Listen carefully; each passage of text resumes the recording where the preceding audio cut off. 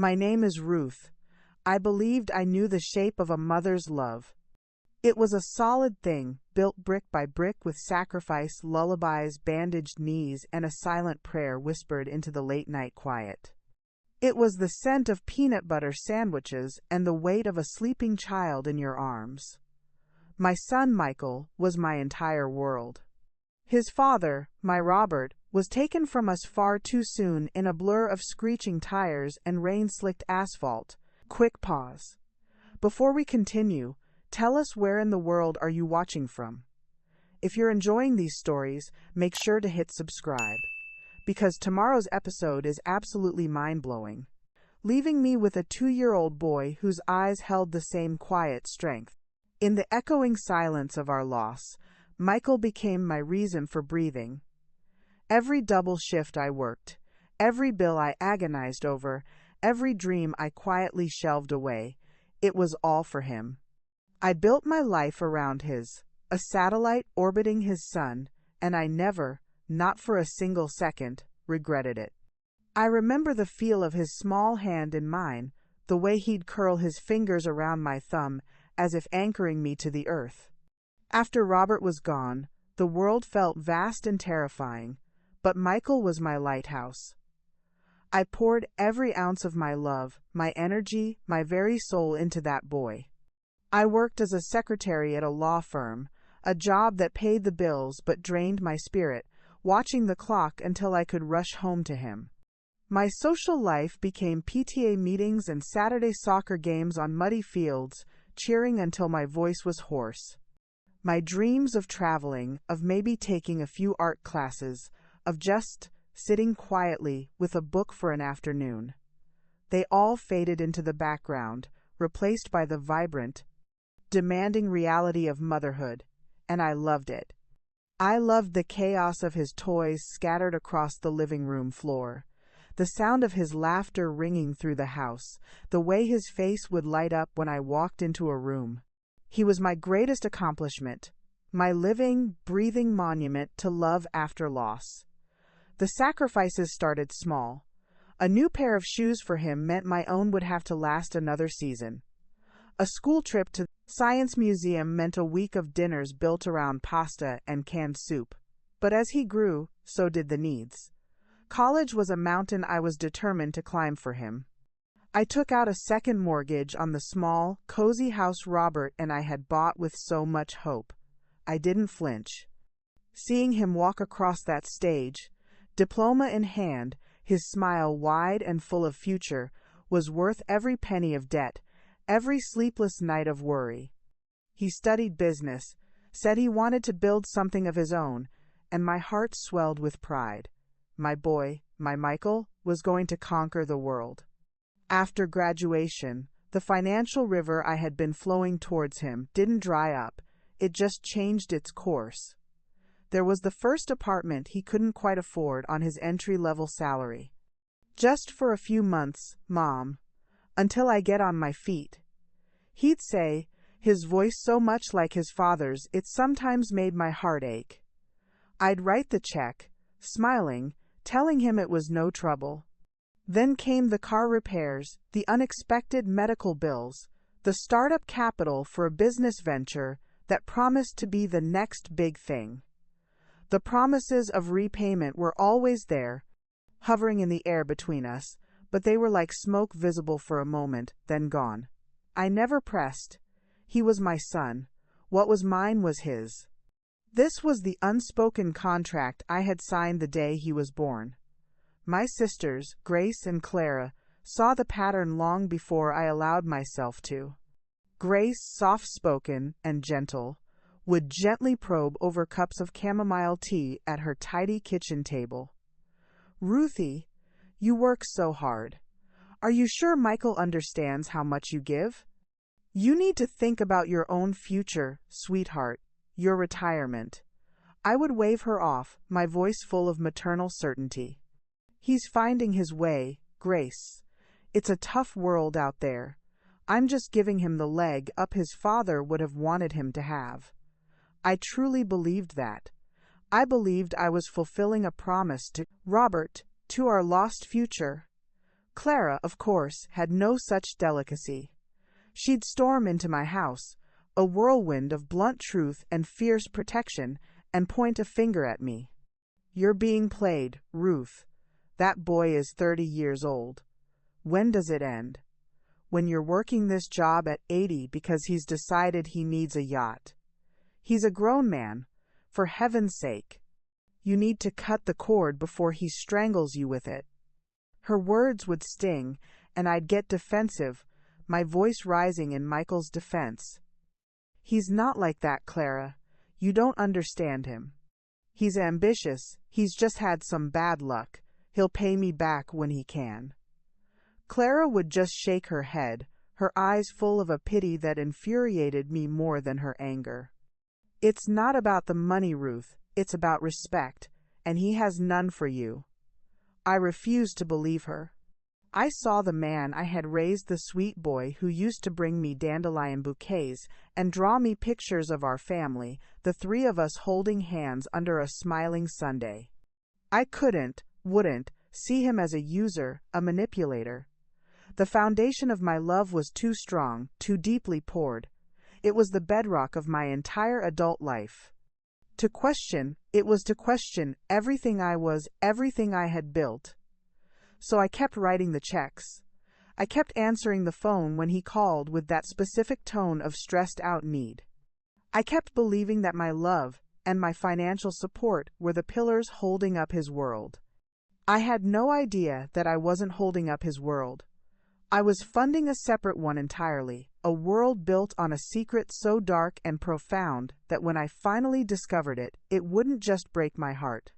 It would shatter the very foundation I'd spent 30 years building, leaving me standing in the rubble, forced to decide if I had the strength to build something new, just for me. For years, the rhythm of my life was set to the meter of Michael's needs. It was a familiar cadence, one I'd grown so accustomed to that I barely noticed the quiet erosion of my own security. The small, nagging voice in the back of my mind, the one that wondered about my retirement, about the leaky roof, about my own dreams that had been gathering dust in the attic of my soul, was easily silenced by the sound of Michael's voice on the phone, always so full of love and gratitude before pivoting to the latest crisis. "You're a lifesaver, Mom. I don't know what I'd do without you." Those words were my currency, more valuable than any dollar I ever sent his way. They validated my sacrifice, made the constant financial bleed feel like an investment in his happiness and therefore in mine. The first real crack appeared on a perfectly ordinary Tuesday. I was balancing my checkbook, a monthly ritual that had become increasingly grim. The numbers were a stark narrative of my life: a withdrawal for my mortgage, another for the utilities, a transfer to my measly retirement fund, and then a cluster of checks made out to Michael. One for $1,200 for back taxes, another for $500 for a business seminar, a third for $800 to cover his car insurance. I felt a familiar pang of anxiety, a tightness in my chest that was becoming as routine as my morning coffee. I was dipping into the small emergency fund I'd scrimped to save, the one that was supposed to be for my emergencies. Just then, my phone chimed with a Facebook notification. It was a photo from Sarah, Michael's wife. They'd been married for 5 years, a small, elegant wedding I'd also helped pay for. The picture was of the two of them, beaming, holding up glasses of champagne in a restaurant that screamed expensive. The white tablecloths, the crystal glasses, the artfully arranged food in the background. Sarah's caption read, "Celebrating my amazing husband's new promotion. So proud of you, my love. Number blessed, number living the dream." A promotion. He'd gotten a promotion. My fingers trembled as I typed a comment. "That's wonderful news, sweetheart. So proud of you. Why didn't you tell me?" I waited, my heart thumping a strange, irregular rhythm. He hadn't mentioned a promotion. In fact, just last week, he'd spoken in vague, worried tones about cutbacks at the office and uncertainty in the market. The disconnect was a small, sharp needle pricking the balloon of my perception. He didn't reply to my comment. Instead, my phone rang 10 minutes later. It was Michael. "Hey, Mom." His voice was warm, but I'd been his mother for 30 years. I heard the slight strain underneath. "Michael, honey, a promotion? That's fantastic. Why didn't you tell me?" A brief pause. "Oh, that? Yeah, it just happened. It's not a huge deal, really. A bit more responsibility, but the salary bump isn't what you'd think. You know how corporations are." But the photo, it looked like quite the celebration. He laughed, a little too quickly. That was just a glass of champagne Sarah insisted on. One glass. The restaurant was a client meeting she tagged along for. It's not like we're made of money, Mom. The explanation was smooth, practiced, but it didn't fit. The joy in that photo was uncontainable. The setting was intimate, not professional. The crack widened, just a hairline fracture, but I felt it. I ended the call with my usual, "I love you," but the words felt heavy in my mouth. That weekend, I went to see Auntie Grace. Her home was always a sanctuary, filled with the scent of lavender and baking. I found her in her garden, tending to her roses. I didn't even have to say anything. She took one look at my face, set down her trowel, and pulled me into a hug. "Oh, Ruthie," she murmured. "What's happened?" I spilled it all out: the checkbook, the photo, the phone call. The tears I hadn't allowed myself to feel finally came, hot and shameful. "I feel like such a fool, Grace. He looked so happy, so prosperous. And I'm here, looking at a checking account that's barely in the black, worrying about how I'm going to fix the water heater if it gives out." Grace led me to her porch swing, her arm around my shoulders. "Oh, sweetheart, you are not a fool. You are a mother who loves her son. But sometimes love can make us blind to what's right in front of us." She chose her words carefully, like selecting the ripest fruit. Maybe it's time to have a gentle conversation with Michael about finances, just to understand his situation better. Before I could respond, Clara's car pulled into the driveway. She marched up the path, her expression shifting from its usual determined set to one of immediate concern when she saw my face. "What's wrong? What's he done now?" I repeated the story, my voice weaker this time. Clara listened, her arms crossed, her jaw tightening with every word. When I finished, she didn't offer a hug. She let out a short, sharp breath that was more eloquent than a scream. "A promotion he didn't tell you about," she stated, her voice flat. "A celebration at a place that probably costs more than your weekly grocery bill. And he's still taking your money." She fixed me with a hard, loving stare. "Ruth, open your eyes. He's not having bad luck. He's living a double life. One with you, where he's the perpetually struggling son, and one with the rest of the world, where he's a successful, upwardly mobile man. And you are funding both." "Clara, that's a terrible thing to say," Grace protested, her hand flying to her chest. "It's the truth." Clara shot back, unwavering. "He's lying to you. Plain and simple. He's manipulating you. That photo wasn't an accident, Ruth. It was a glimpse of the truth, and he scrambled to cover it up. Don't you dare believe that client meeting nonsense." I looked from Grace's pitying, worried face to Clara's furious, truthful one. The crack in my foundation was no longer hairline. It was a chasm, and I was standing on the edge, staring into a darkness I was terrified to see. That night, lying in my bed, the image of Michael and Sarah celebrating in that opulent restaurant played over and over in my mind, superimposed with the image of my own checkbook, the numbers so small and anxious. The two realities couldn't coexist. One of them was a lie, and a deep, cold dread began to settle in my bones, whispering that I knew exactly which one it was. Silence has a weight to it after a truth has been spoken aloud. In the weeks following my conversation with my sisters, the air in my own home felt thick with it. Every call from Michael, once a source of light in my day, now sent a jolt of nervous energy through me. I found myself listening, not just to his words, but to the spaces between them, the pauses, the slight changes in inflection, the carefully constructed narratives of his life. He called to tell me about a vacation he and Sarah were planning. A week in the Caribbean. "We got a last-minute deal, Mom. Practically stealing it," he said, his voice breezy. "You know how those online sites are." I gripped the phone, my knuckles white. I just paid his quarterly car insurance payment because he'd said it was a brutal month.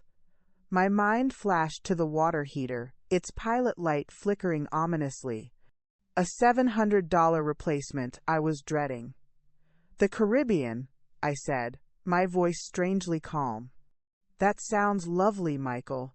Yeah, we're really looking forward to it. We need the break." He didn't hear the tension in my voice. Or maybe he was so used to my unwavering support that he no longer thought to listen for it.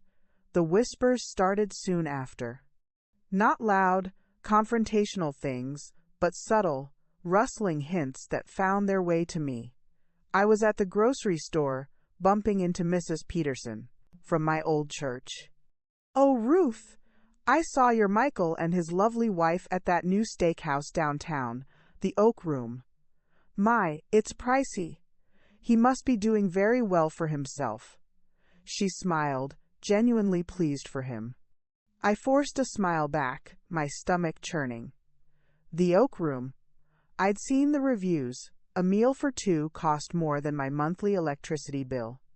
Then, my neighbor, a sweet, gossipy man named Jerry, mentioned he'd seen Michael driving a new car. A fancy SUV. Ruth looked brand new. "That boy of yours is really moving on up, huh?" I'd stood on my porch, frozen. He was still driving the 5-year-old sedan, the one I'd helped him buy, the one that was supposedly always in the shop, wasn't he? The whispers were like individual threads, and each one, on its own, could be explained away. A lucky deal, a mistaken identity, a client dinner. But together, they were beginning to weave a tapestry that looked nothing like the picture Michael had painted for me. The image of my struggling, financially strapped son was fading, and in its place was the ghost of a successful, free-spending man I didn't recognize. I confided in Grace, my voice a shaky whisper in her cozy living room. "I feel like I'm going crazy, Grace. Am I just being a jealous, petty old woman? Am I resentful of his success?" "Oh, Ruthie, no," she soothed, patting my hand. "You are the least petty person I know. You've never wanted anything but the best for him. It's confusing, that's all. There must be a reasonable explanation." But when I went to Clara, her response was characteristically uncompromising. She took me to her computer and pulled up Sarah's Instagram account, which was public. "Look," she commanded, scrolling through a feed filled with photos of designer handbags, weekend getaways, fancy brunches. "Look at the life they're living, Ruth. This is not the life of someone who needs their mother to pay their car insurance. This is the life of someone who is using their mother." She pointed to a photo of Sarah holding up a glossy shopping bag from a high-end boutique. That bag alone cost $2,000. She scrolled to another, of them on a ski lift. "That resort?" I looked it up. "A weekend there is more than your mortgage payment." She turned to me, her eyes soft with a pain that mirrored my own. "He's not struggling, Ruth. He's a liar. And he's been lying to you for a long, long time." The word liar hit me with the force of a physical blow. It was one thing to feel a niggling doubt, a creeping suspicion. It was another to have it stated so bluntly. I felt the room tilt. 30 years of belief, of faith, of unconditional support, began to crumble inside me. The foundation wasn't just cracked, it was turning to dust. That night, I did something I'd never done before. I sat down at my own computer with a sense of grim determination. Telling and preparing this story took us a lot of time. So, if you're enjoying it, subscribe to our channel. It means a lot to us. Now, back to the story. I started to really look at the digital footprint of my son's life. Sarah's Instagram was a catalog of luxury. I found Michael's LinkedIn profile, which he'd forgotten to hide from me. His title was not the mid-level manager he'd led me to believe. It was Senior Vice President of Business Development. The profile boasted of his leadership and the multi-million-dollar accounts he managed. There was a news article from a business journal featuring a photo of him cutting a ribbon at the opening of his firm's new downtown office. He looked confident, powerful, and utterly alien. I leaned back in my chair, the blue light of the screen washing over my tear-streaked face. The whispers were now roaring in my ears. The man in that photo, the man living that life. He didn't need my help. He hadn't needed it for years. So why? Why had he taken nearly $50,000 from me, over the last 5 years alone? Why had he let me worry? Let me sacrifice? Let me lie awake at night, fearing for his stability? The question was no longer if he was lying. The question was why. And the answer to that question was a door I was terrified to open, because I knew, with a mother's primal intuition, that whatever was on the other side would destroy the last remaining pieces of the world I had built around my son. The love was still there, a desperate, aching thing, but it was now tangled with a betrayal so profound I could barely breathe through the pain of it. The knowledge sat inside me like a stone, cold and heavy. For 2 weeks, I carried it with me, its weight affecting everything. I moved through my days in a fog. My smiles at work felt painted on. My conversations with friends felt distant. I was a ghost in my own life, haunted by the image of my son, the 2 versions of him warring in my mind. The one I thought I knew, and the one the evidence revealed. I knew I had to talk to him. The not knowing was a special kind of torture. But the fear of knowing, of having my worst suspicions confirmed, was paralyzing. Grace advised caution.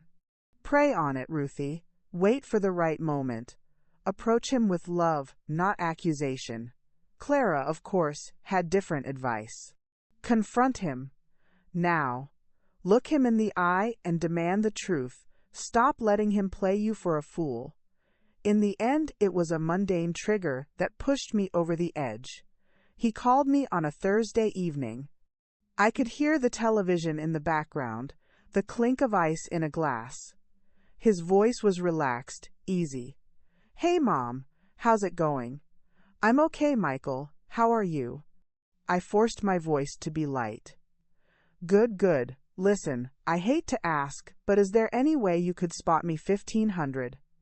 The property tax bill on the condo came, and it's a killer this year. It just blindsided us. The property tax. On the condo I'd helped them with the down payment for. The condo in the upscale building with the pool and the concierge. I felt a hot surge of something, anger, nausea, profound. Disbelief rise in my throat. He was senior vice president. He vacationed in the Caribbean, and he was asking me, his retired secretary mother, for $1,500 for his property taxes. The stone in my stomach dissolved, replaced by a clear, sharp fury.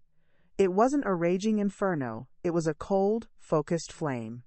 My voice, when I spoke, was eerily calm. Michael, I need to see you. Sure, Mom, we can do dinner next week, maybe. I've got a crazy. No, not next week. Now, I'm coming over. A pause. Now? It's not a great time. Sarah's got her book club here, and I don't care. The steel in my voice surprised even me. I'm on my way. I hung up before he could protest. I didn't even grab a jacket. I just walked out of my house, got into my 10-year-old sedan, and drove across town to his modern, high-rise condominium. The lobby was all marble and glass, a world away from my cozy, worn-out home. I rode the elevator up, my reflection in the polished brass doors a pale, determined stranger. He opened the door, his face a mask of confused annoyance. "Mom, what's this all about? Is everything okay?" He was dressed in expensive-looking casual wear, a glass of whiskey in his hand. Behind him, I could see the open-plan living space, sleek and minimalist, filled with art and designer furniture. It was a page from a magazine, a far cry from the financial struggle he portrayed to me. I walked past him into the apartment. Sarah was there, perched on a stylish sofa, looking uncomfortable. She gave me a tight smile. "Ruth, this is a surprise." I didn't return the smile. I turned to my son. "You asked me for $1,500 for your property taxes." He shifted his weight, his annoyance deepening. "Yeah, and? Look, if it's a bad time, I understand, I can." "It's always a bad time for me, Michael." I interrupted, my voice low. "But that's never stopped you before, has it?" I looked around the room, my gaze taking in the large flat-screen television, the state-of-the-art sound system, the crystal decanter on the bar. I saw the article in the Business Journal. Senior Vice President. That must come with quite a salary. His face went slack with shock. He hadn't expected me to know. He recovered quickly, a flush creeping up his neck. That was recent, Mom, very recent. The money hasn't really started flowing yet. You know how these things work." "Don't," I said, the words sharp as a knife. "Don't lie to me, not anymore. I saw the photos from your promotion celebration at the Oak Room. I've seen the photos from your vacations. I know about the new car." I took a step toward him. "You are not struggling. You haven't been struggling for years. So I am going to ask you this once, and I want the truth. Why? Why have you been taking my money?" The room was silent. Sarah looked down at her hands, her face pale. Michael's jaw worked. I saw a flicker of the little boy he used to be, caught in a mischief, and then it was gone, replaced by a defensive, cold anger. "Is that what this is about? The money?" He sneered, and the sound of it broke something open inside me. "After everything I've given you? After all the love? You're going to stand there and audit my life?" "What have you given me, Michael?" I whispered, the pain finally breaking through the cold fury. "What have you given me besides empty promises and a constant drain on my resources? I have given you everything. My time, my energy, my love, my financial security. And you have given me lies." "It's my money!" he shouted, and the venom in his voice made me flinch. "Dad would have wanted me to have it. That money from the house, that was half his. You were just holding it for me." The words landed like a physical blow. I actually stumbled back a step. He wasn't just taking money from me. In his mind, he was claiming an inheritance. He saw me not as his mother, but as a custodian of his father's wealth, a treasury to be plundered. The entitlement, the sheer audacity of it, stole the breath from my lungs. I looked at my son, truly looked at him, and I didn't see the little boy with the dandelions. I saw a stranger, a man warped by greed and a staggering lack of empathy. The foundation of the last 30 years didn't just shatter in that moment, it vaporized. My voice was a raw whisper. "Your father would be ashamed of you." I turned and walked out. I didn't slam the door. I closed it quietly, the soft click of final, terrible period at the end of the story I thought was our life. I rode the elevator down, my body trembling, the cold, hard truth finally laid bare. He didn't love me, he used me. And the dark secret wasn't a hidden vice or a second family, it was the rotten, avaricious core of his own character. The son I loved was a phantom, and the man he had become was my greatest, and most expensive, failure. The drive home from Michael's condo was a blur. I don't remember stopping at red lights or making turns. I operated the car on a kind of numb autopilot, my hands gripping the steering wheel as if it were the only solid thing in a world that had suddenly turned to liquid and poured away down a drain. The confrontation played on a loop in my mind, his sneer, his shouted words, the terrifying coldness in his eyes. "It's my money. Dad would have wanted me to have it." I pulled into my driveway and sat there for a long time, the engine off, the silence of the car pressing in on me. The familiar sight of my house, with its chipping paint and the overgrown rose bush by the porch that Robert had planted, usually filled me with a sense of weary comfort. Now, it just looked small and sad, a monument to a life of misplaced priorities. I had poured my resources into a bottomless pit, and the home that was supposed to be my sanctuary, my legacy, was showing the neglect. I managed to get inside, my legs feeling like they were made of wood. I didn't turn on the lights. I walked through the dark living room and into the kitchen, leaning against the counter, staring out the window at the moonlit backyard. And then the dam broke. The tears didn't come as sobs, but as a silent, relentless river streaming down my face. It was a grief so profound it had no sound. It was the death of the person I had been the mother.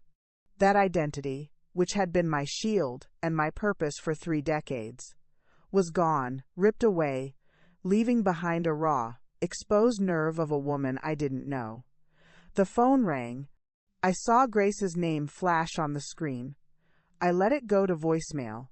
A moment later, Clara's name appeared. I silenced the phone. I couldn't talk to them. I couldn't bear the gentle, "I told you so," in Grace's voice or the furious, "I told you so," in Clara's. Their validation would make it real, and I wasn't ready for that reality. I spent the next 2 days in a haze. I called in sick to work. I didn't answer the door. I moved from room to room, a ghost in my own home, picking up photographs of Michael, his gap-toothed first-grade smile, his proud pose at high school graduation, his arm around me at his wedding. Each image was now a lie. The smiling boy in the frame was a precursor to the cruel man in the condo. I took them all down, stacking them face down in a cupboard. The house felt even emptier without them. On the 3rd day, a fierce, clean anger began to cut through the grief. It was a spark, small but determined. He had taken enough. He had taken my money, my peace of mind, and now my identity. He would not take my home. He would not take my future. With this new, brittle strength, I went up into the attic. It was a place I usually avoided, full of memories and dust. I knew what I was looking for. In the far corner, under an old quilt, was Robert's leather trunk. It smelled of cedar and thyme. I dragged it into the light and opened it. Inside were the artifacts of our life together. His old college sweater, the love letters we'd written to each other, and at the bottom a polished wooden box. Inside that box were all our important documents: our marriage certificate, Robert's death certificate, and his will. My hands trembled as I unfolded the crisp, legal paper. Robert's words were simple and clear. He left everything to me, his beloved wife, Ruth, to manage and use for our son's benefit until he reached the age of majority, and thereafter, for my own security and comfort. There was no trust fund, no stipulation that half the house was Michael's. It was all a fiction he had built in his own mind to justify his theft. But as I sifted through the other papers, old tax returns, insurance policies, I found something else. A small, folded piece of paper tucked inside the sleeve of our life insurance policy. It was a note in Robert's familiar handwriting that I had never seen before. My dearest Ruth, asterisk if you're reading this, The lawyer gave this to you after I was gone. I've set up a separate account, just in my name. It's not much, but it's a little safety net for you and Michael. The account number is 1,147 to 2,283. The bank is First National. The password is your birthday, backwards. I love you, always. Take care of our boy. Asterisk. I stared at the note, my heart hammering against my ribs. A separate account? Robert had never mentioned this. The lawyer had never given me this note. I had lived all these years, struggling, worrying, scraping by, with a safety net I never knew existed. Where was this money? Why had I never been told? A cold dread, entirely different from the grief I'd been feeling, began to creep up my spine. This wasn't just about Michael's greed anymore. This was about something older, something hidden. Robert had a secret account, and someone had kept it from me. The mystery had just deepened, pulling me back through time, toward my husband and a secret he took to his grave, a secret that someone else had buried even deeper. The fight for my present had just become a quest to uncover the truth of my past.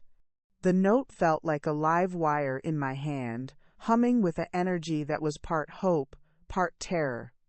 Robert had left me a safety net. All those years of quiet desperation, of lying awake wondering how I'd make ends meet, and there had been a cushion I never knew about. The relief was so potent it felt like a physical warmth spreading through my chest until the cold, logical question followed.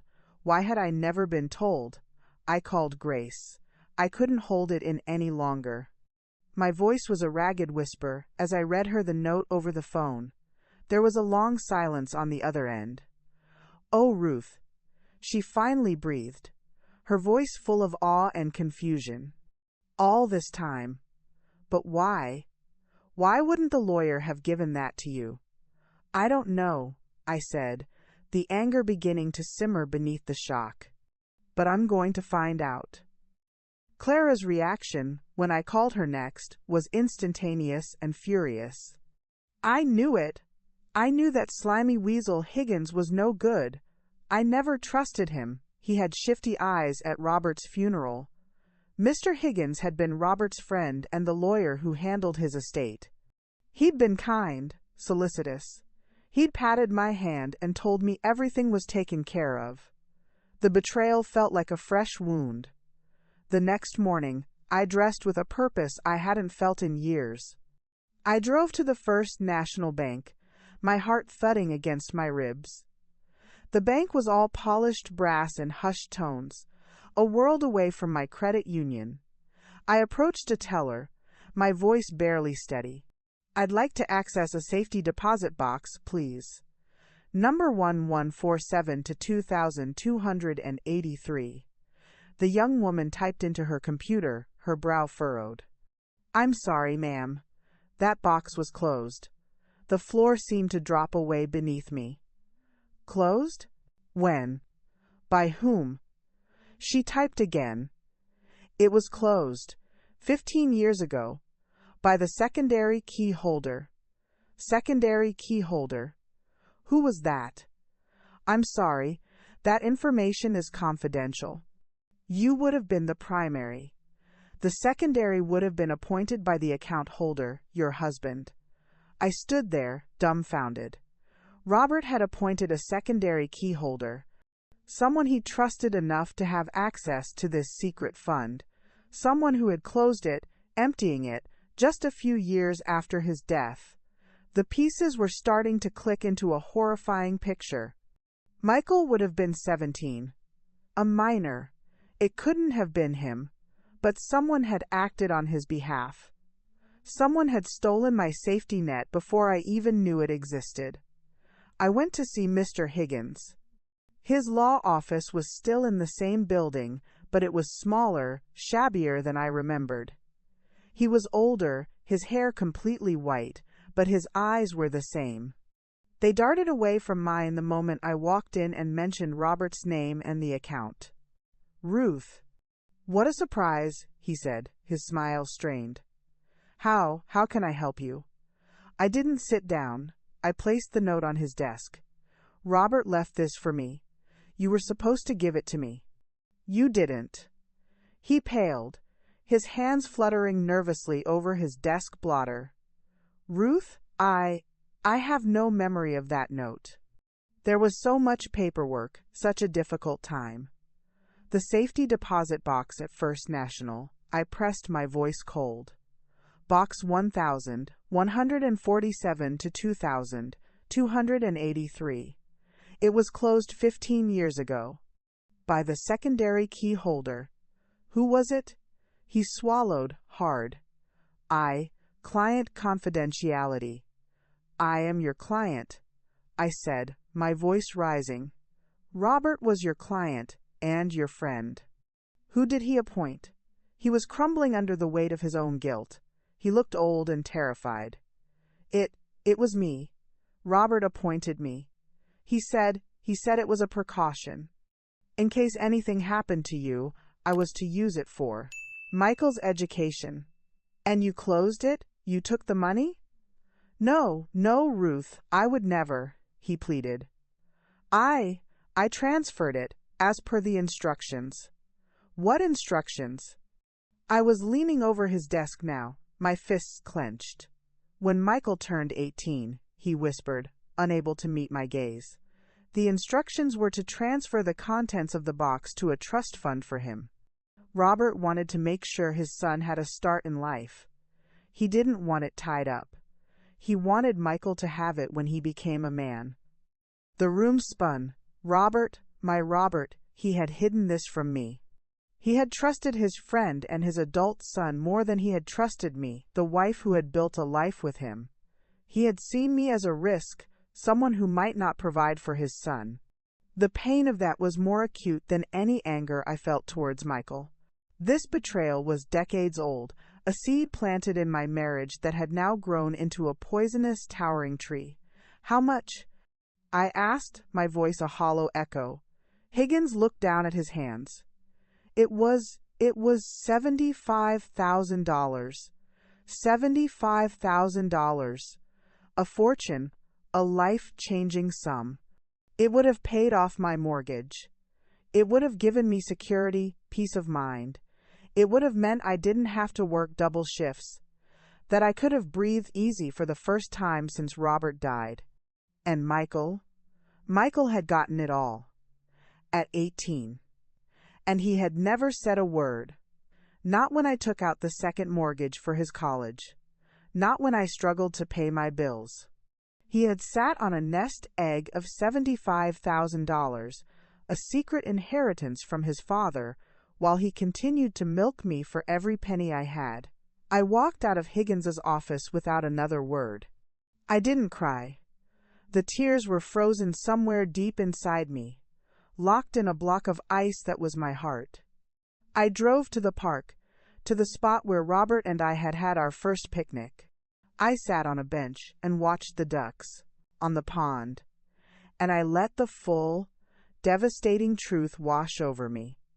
It wasn't just Michael. The foundation of this betrayal was laid by my own husband.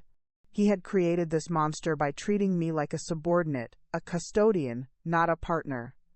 He had given his son a king's ransom in secret and left his wife to struggle.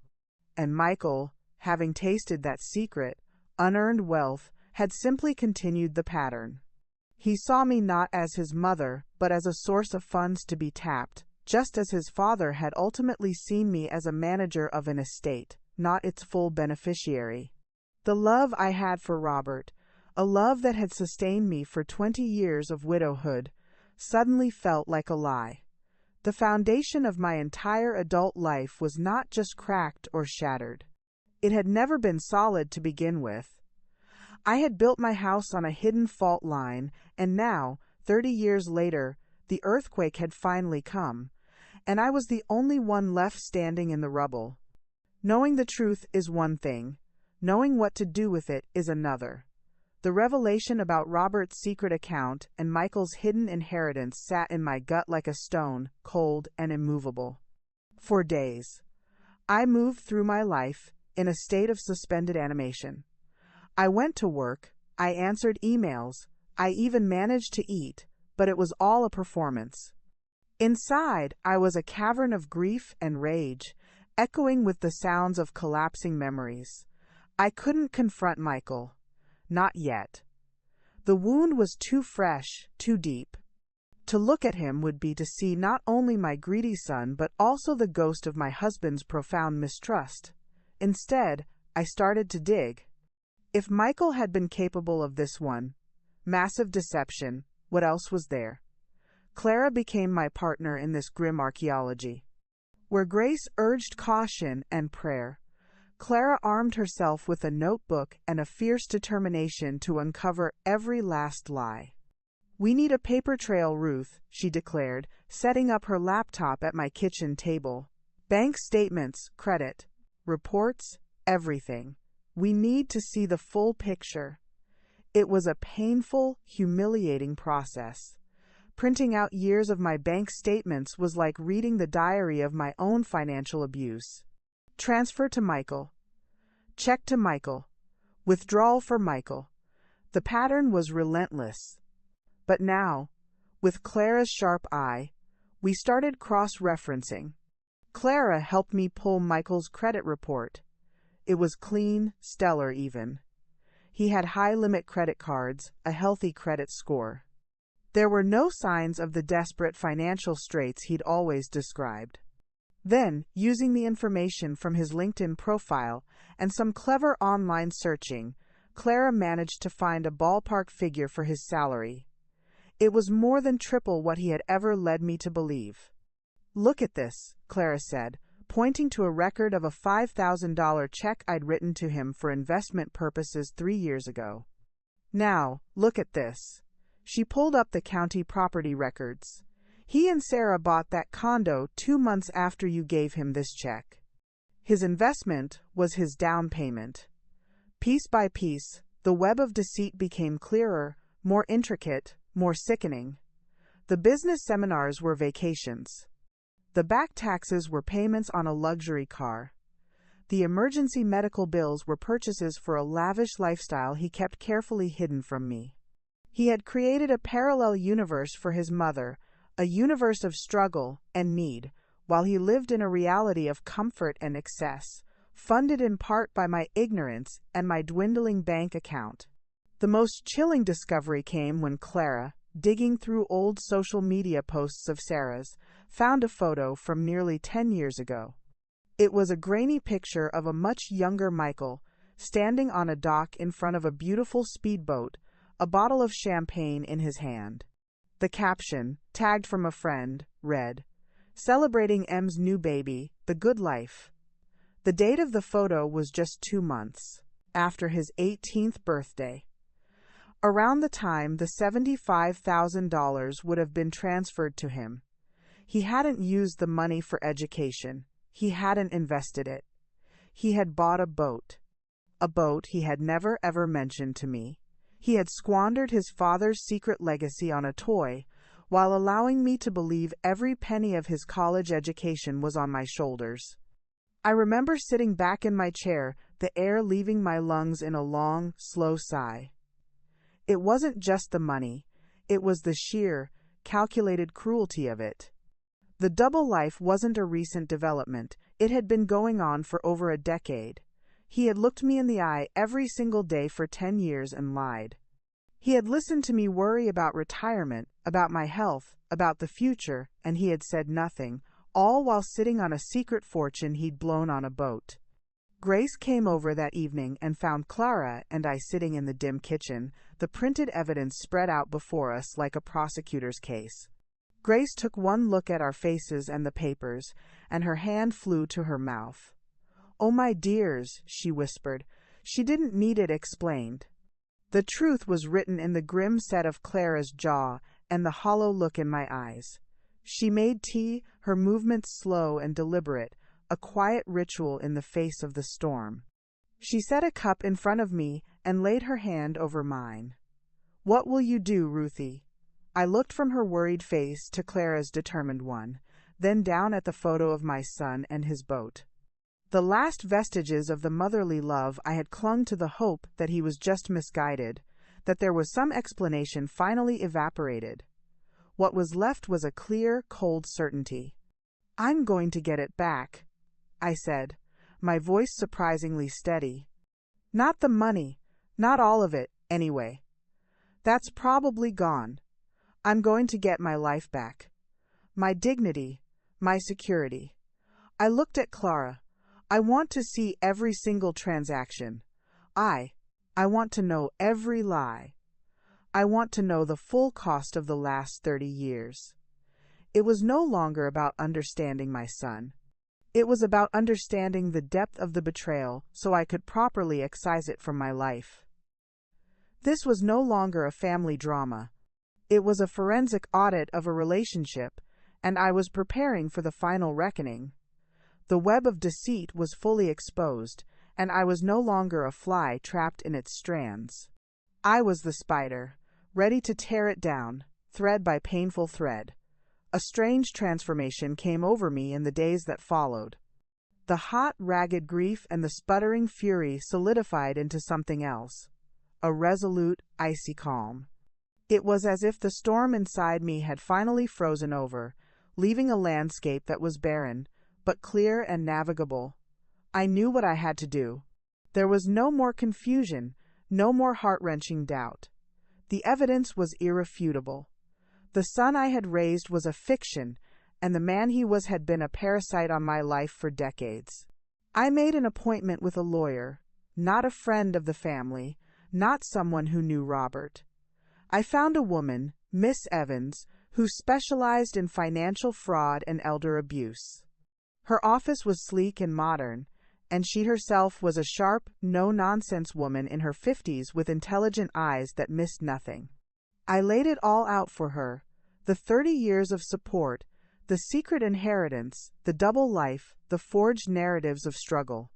I showed her the bank statements, the credit reports, the social media posts Clara had helped me compile. Miss Evans listened without interruption, her fingers steepled under her chin. When I finished, she was silent for a long moment. "Mrs. Thompson," she said finally, her voice calm and professional, "what you're describing is a textbook case of financial exploitation. The amounts are significant.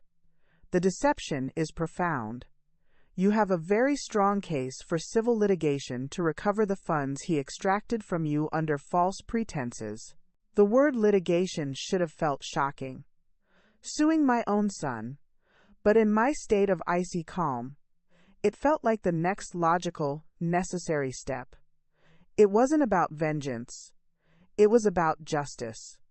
It was about drawing a line in the sand and declaring that the decades of theft were over. What would that involve? I asked, my voice even. We would send a demand letter first, outlining our intent to sue if the funds are not repaid. Given the amount and the deception, we could pursue a case for fraud and unjust enrichment. It would be messy and public. Are you prepared for that? I thought of Michael's sneer. It's my money. I thought of Robert's secret, his lack of faith in me. I looked Miss Evans in the eye. I am prepared. Meanwhile, life had to go on. I started making changes, small and large, reclaiming my territory. I went to the bank and removed Michael's name from all my accounts, a process that felt like severing a diseased limb. I changed my will. The old one, written when Michael was a child, left everything to him. The new one, drafted with Miss Evans's help, left my estate to a charity for struggling single mothers. The symbolism was not lost on me. I started spending money on myself for the first time in 30 years. It felt foreign, almost illicit. I hired a handyman to finally fix the leaky roof and the flickering water heater. I didn't flinch at the bill. I bought a new coat, a warm, well-made one, not the thrift store specials I was used to. I even signed up for a painting class at the community center, the one I'd looked at longingly for years. It was an act of rebellion, a declaration that my resources were now for my life, my joy. Michael, sensing the shift, tried to reach out. His calls, which I let go to voicemail, changed tone. The requests for money stopped. Now, they were placating, confused. "Mom, are you okay? I feel like you're upset with me. Can we talk? I miss you." The manipulation was so transparent, it was almost laughable. He wasn't missing me, he was missing his ATM. The final test of my resolve came when he showed up at my house, unannounced. I saw his expensive SUV pull into the driveway. For a moment, the icy calm threatened to crack. My heart hammered, a Pavlovian response to a lifetime of his presence. But I took a deep breath, walked to the door, and opened it before he could knock. He stood there, holding a bouquet of flowers, his face arranged in a mask of contrite concern. "Mom, hey." I didn't smile. I didn't invite him in.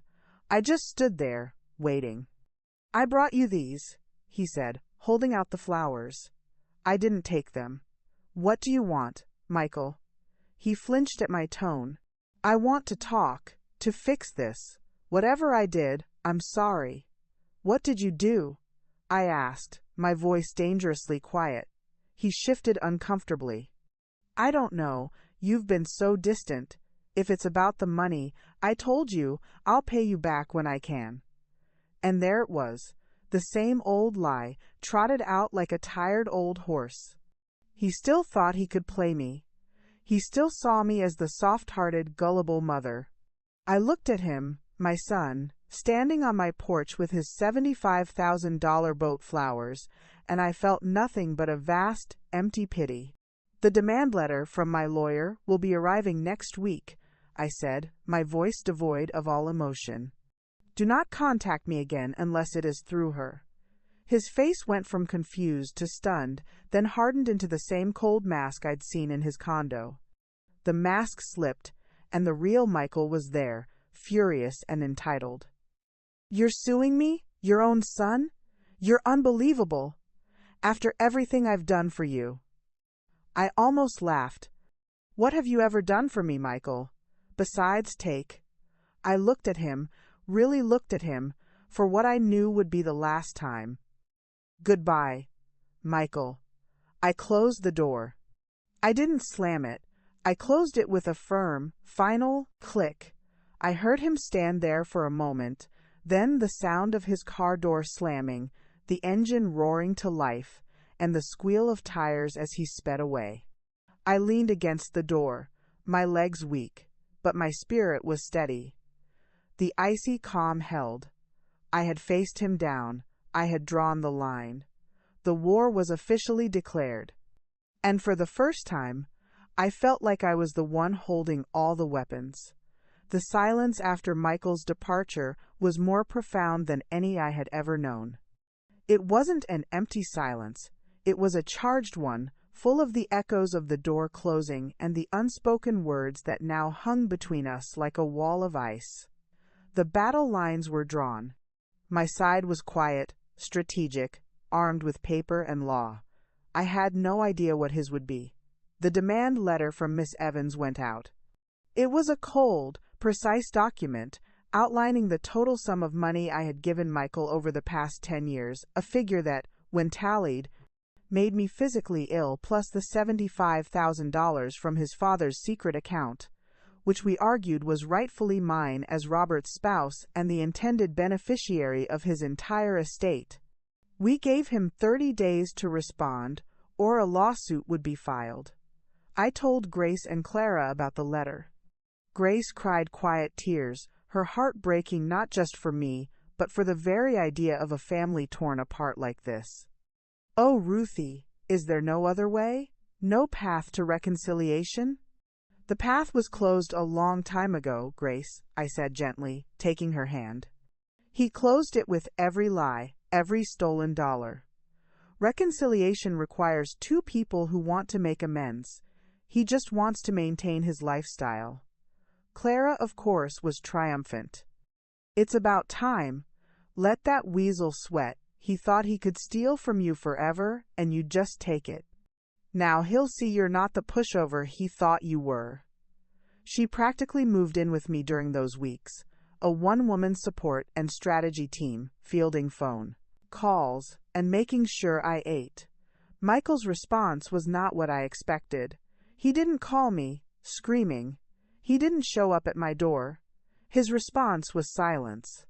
For the entire 30 days, there was nothing. No letter from a lawyer, no phone call, no attempt at negotiation. It was unnerving. The calm before the storm. Then, on the 31st day, the storm hit. It didn't come from Michael. It came from other quarters. I started getting phone calls from relatives I hadn't heard from in years. My cousin, Barbara, called, her voice syrupy with false concern. "Ruth, honey, I heard about this. Trouble with Michael. Surely this is all a misunderstanding. A mother suing her own son. It just doesn't look good." Then an uncle of Robert's called, his voice gruff and disapproving. "Robert would be rolling in his grave, Ruth. A family's problems should stay in the family. You're airing dirty laundry." Michael was fighting back, but not with lawyers. He was fighting with gossip, with family pressure, with a campaign to paint me as a cruel, vindictive mother. He was using the family as his army, knowing that social shame had always been a powerful weapon against me.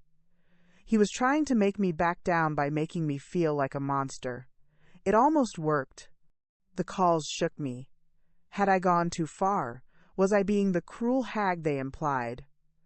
I spent a sleepless night tormented by doubt, the icy calm threatening to thaw into a puddle of guilt and uncertainty.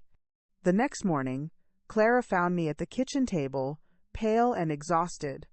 When I told her about the calls, her face darkened with a fury so pure it was almost magnificent. "That little snake," she hissed. "He doesn't have a legal leg to stand on, so he's trying to emotionally blackmail you. Well, two can play at that game." She picked up her phone. "It's time we gathered our own army." Within hours, my phone started ringing again. But this time, it was with messages of support. My friends from work, my book club, my neighbors, people who knew me, the real me, not the caricature Michael was painting, called to offer their support. Jerry, my gossipy neighbor, called and said, "Don't you listen to any of them, Ruth. We see how hard you work. We see your car in the driveway every night. We know what's what." Grace, stepping out of her gentle role, made phone calls of her own to the more reasonable members of the family, calmly and firmly setting the record straight, telling them about the secret inheritance, the boat, the double life. She didn't do it with anger, but with a sorrowful truth that was far more powerful. The tide began to turn. The gossiping relatives, faced with actual facts, grew quiet. The social media whispers died down. Michael's army was composed of hearsay and manipulation. My army was built on truth and the genuine relationships I had cultivated over a lifetime. The 30-day deadline passed. Miss Evans filed the lawsuit. The legal papers were served to Michael at his office, a move designed to maximize professional embarrassment. It was a brutal, public declaration of war, and there was no turning back. The day the lawsuit was filed, I went to my first painting class. I stood before a blank canvas, a palette of bright, bold colors in front of me. My hand trembled for a moment, then steadied. I dipped my brush into a vibrant cobalt blue and made a single, sweeping stroke across the white void. It was a beginning. It was messy and uncertain, but it was mine. I was no longer just fighting against my son. I was fighting for myself. And for the first time, I truly believed that my army, the army of truth, of good friends, and of my own reawakened spirit, was the one that was going to win. The lawsuit made everything real in a way the private hurt and betrayal never could. It was a matter of public record now. Thompson v. Thompson, a mother versus her son. The words looked so cold and final on the legal documents. Miss Evans forwarded to me. We were no longer family, we were opposing parties. Michael's response, when it finally came through his lawyer, was a masterpiece of distortion. It was a countersuit accusing me of emotional abuse and parental alienation. He claimed that the money I had given him were gifts, freely given out of a mother's love, and that I was now trying to retract them out of spite because I disapproved of his lifestyle. He painted a picture of a controlling, manipulative mother who had smothered him with financial support to keep him dependent, and was now punishing him for becoming successful on his own. Reading those words was like being punched in the stomach. The audacity, the sheer, breathtaking reversal of reality, left me gasping. He was taking my greatest vulnerability, my all-consuming love for him, and twisting it into a weapon. According to his filing, I was the abuser, I was the manipulator. "This is a common tactic, miss," Evans said, her voice calm over the speakerphone. "When they have no factual defense, they attack the plaintiff's character. They try to muddy the waters. Don't let it get to you, Ruth. The evidence is on our side." But it was hard not to let it get to me. The legal process was a slow, grinding torture of depositions and document requests. I was deposed by Michael's lawyer, a slick, condescending man who tried to make me look like a money-grubbing hysteric. "Isn't it true, Mrs. Thompson, that you've always been jealous of your son's success? Is it not a fact that you offered this money freely? That you wanted him to be dependent on you? Would you describe your relationship with your son as smothering?" I held my ground, guided by Miss Evans' steady presence. I answered clearly and factually, sticking to the timeline, the bank statements, the secret inheritance. But it was exhausting. Every interaction was a battle, every legal document a fresh assault. The war wasn't just in the courtroom, it was everywhere. Sarah, Michael's wife, whom I'd always thought was a sweet, if somewhat passive girl, fully enlisted in his campaign. She started posting vague but pointed messages on social media. So sad when family shows their true colors. Number blessed to have real love, and grateful for a husband who protects us from toxic people. Number, family first. Her friends and family would pile on in the comments with supportive messages, a digital lynch mob painting me as the villain. I had to stop looking. Clara became my social media shield, monitoring the situation but refusing to let me see the vitriol. "It's just noise, Ruth," she'd say, slamming her laptop shut. "The opinions of people who don't pay your bills don't matter." But they did matter. They hurt. The isolation was profound. I felt like I was living in a bubble of conflict, my entire world reduced to this legal and emotional war. Grace was my solace. She didn't try to give me advice or talk strategy. She just came over and sat with me. We'd watch old movies, or she'd knit while I read. The quiet companionship, a balm on my frayed nerves. She was a living reminder that there was still softness in the world, that not everything was a fight. The lowest point came when I received a letter from Michael himself. It wasn't sent through his lawyer. It was handwritten, on expensive stationery, and delivered by certified mail. "Mom, I can't believe it has come to this. I am heartbroken. This lawsuit is destroying our family. I am willing to drop my countersuit if you drop yours. We can put this all behind us. I forgive you for the hurtful things you've said and done. All I want is my mother back. Your loving son, Michael." I read it 3 times, the words blurring through my tears. Not tears of sadness, but of pure, undiluted rage. The manipulation was so exquisite, so cruel. He was casting himself as the magnanimous victim, offering me forgiveness for crimes I didn't commit, while his legal team was actively trying to destroy my character.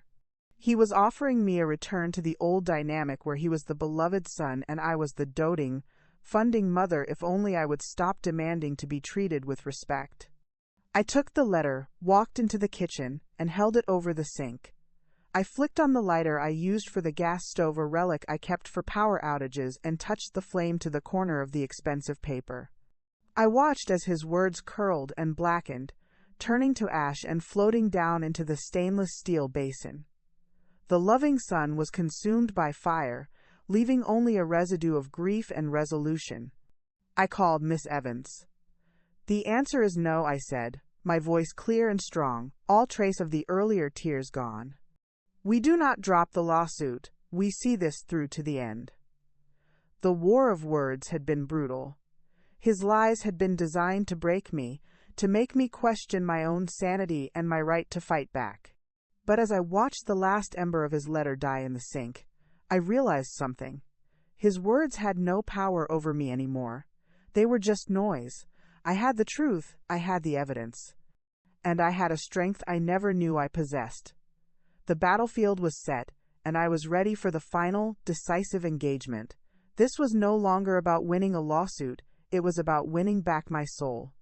The legal process, I quickly learned, is less about dramatic courtroom speeches and more about the slow, meticulous unraveling of truth through paper.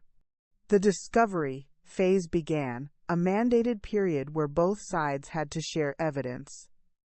It was here that Michael's house of cards began to tremble. Miss Evans was a bloodhound. She submitted requests for every financial document imaginable: Michael's bank statements, tax returns, credit card bills, investment portfolios, even the records from the sale of that damned boat. His lawyer fought them, of course, filing motions to block and delay, but the judge, a no-nonsense woman named Judge Ramirez, was having none of it. She ordered full compliance. When the boxes finally arrived at Miss Evans' office, it felt like Christmas for prosecutors and a waking nightmare for my son. Clara, acting as my emotional bodyguard and chief strategist, came with me to review them. We sat in a sterile conference room, the scent of coffee and photocopier toner filling the air, and began to sift through the wreckage of Michael's double life. It was all there, in stark black and white. The flow of money was a damning river. We could trace the $75,000 from Robert's secret account directly into a checking account Michael opened the week he turned 18.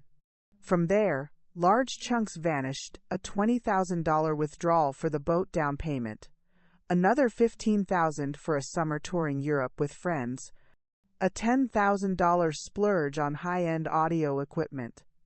He had blown his father's legacy, his supposed start in life, in under 2 years. But even more damning were his current finances. His salary was exactly what Clara had estimated: a robust, 6-figure income. His credit card statements were a catalog of luxury: $500 dinners, $1,000 shopping sprees at designer stores, recurring charges for exclusive golf clubs and luxury vacation rentals.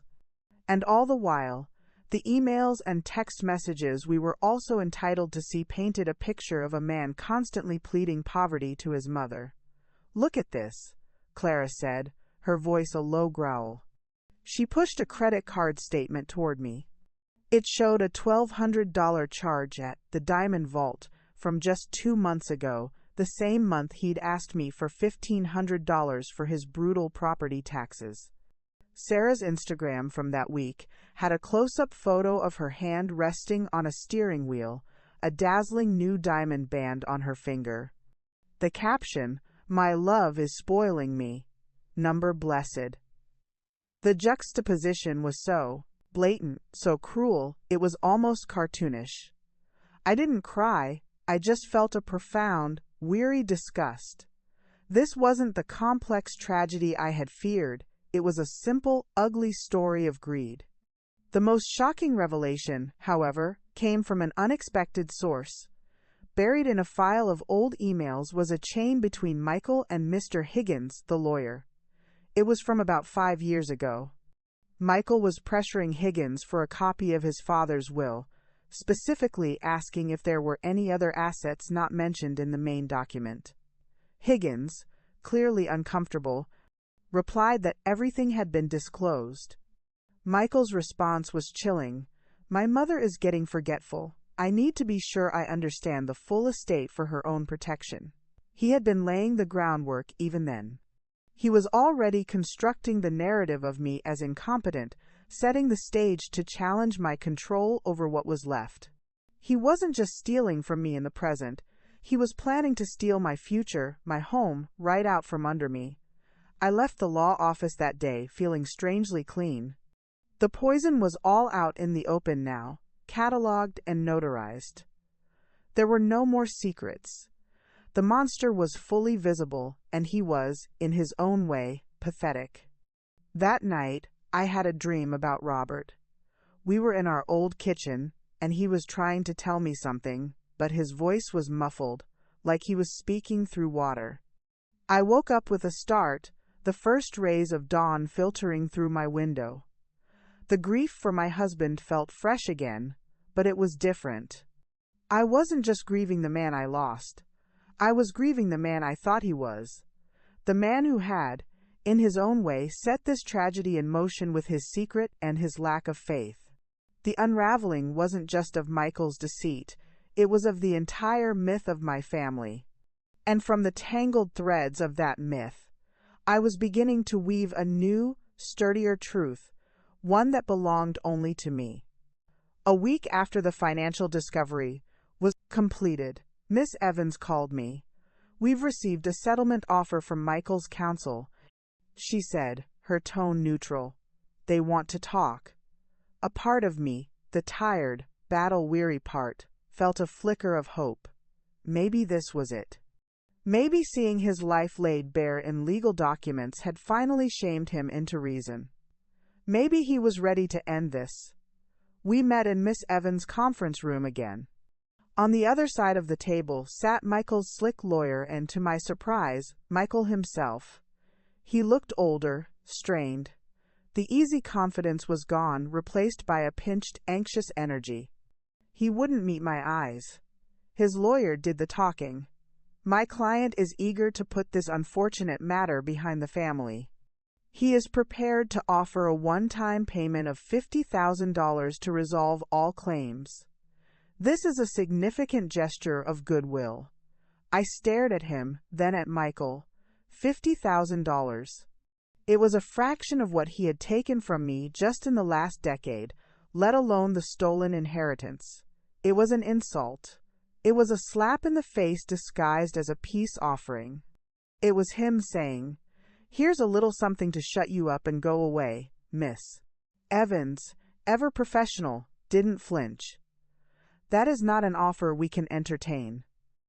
Our demand, as you know, is for $187,000, which is a conservative tally of the funds extracted under false pretenses, plus the $75,000 inheritance. We are willing to discuss a payment plan." Michael finally spoke, his voice low and tight. "I don't have that kind of money, Mom. You've seen my statements. I have debts. The condo, the cars. I can't just pull $250,000 out of thin air." It was the same old song. Poverty, struggle, helplessness. But now, I had the sheet music. I knew every note was a lie. "You have assets, Michael," I said, my voice quiet but clear in the quiet room. "You have a condo full of expensive furniture. You have luxury cars. You took a $5,000 ski trip to Aspen 3 months ago. You don't have liquid cash because you choose to spend every penny you have, and mine, on your lifestyle. That is not my problem. It is the consequence of your choices." He flushed a deep, angry red. "So you want to leave me and my wife destitute? Is that what will make you happy? To see us in a homeless shelter?" The manipulation was so transparent, so pathetic, that I actually felt a wave of pity for him. He had no other moves. He only knew how to play the victim. "I don't want you destitute, Michael," I said, and I meant it. "I want you to be accountable. I want you to sell the sports car. I want you to downsize your life. I want you to pay back what you stole. There is a difference between consequence and destitution. You are a grown man. It's time you learned it." The meeting ended shortly after, with no agreement. His offer was a tactical move, a cheap attempt to make me seem greedy for refusing it. But I refused to play my part. I was no longer the supporting actor in his drama. Driving home, I replayed the meeting in my mind. The pity I felt for him was a new emotion, one that didn't weaken my resolve but strangely strengthened it. I wasn't fighting a monster anymore. I was dealing with a stunted, selfish man who had never been told no.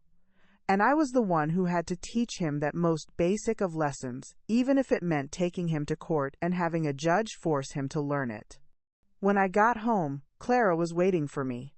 "Well?" she demanded. I told her about the $50,000 offer. She snorted. "Chump change. He probably spent more than that on his watch. And he said he'd be destitute." I added, a wry smile touching my lips for the first time in weeks. Clara laughed, a short, sharp bark. "Destitute, oh the drama. Let him try living on your budget for a month. He wouldn't last a week." She put her arm around me. "You stood your ground, Ruth. I'm proud of you." That night, I didn't dream of Robert or Michael. I slept a deep, untroubled sleep. The settlement offer had been a test, a final attempt to hook me back into the old dynamic. And I had passed. I had looked the bait in the eye and swum away. The hook was still there, sharp and dangerous, but I was no longer the fish. I was the fisherman, and I was patiently reeling in the truth, no matter how long it took. As the trial date loomed, the strategies sharpened. Miss Evans decided we needed a character witness, someone who could testify to my nature as a mother and the stark contrast between the life I led and the life Michael portrayed. The obvious choice was Auntie Grace. Her gentle, sincere demeanor would be undeniable in a courtroom.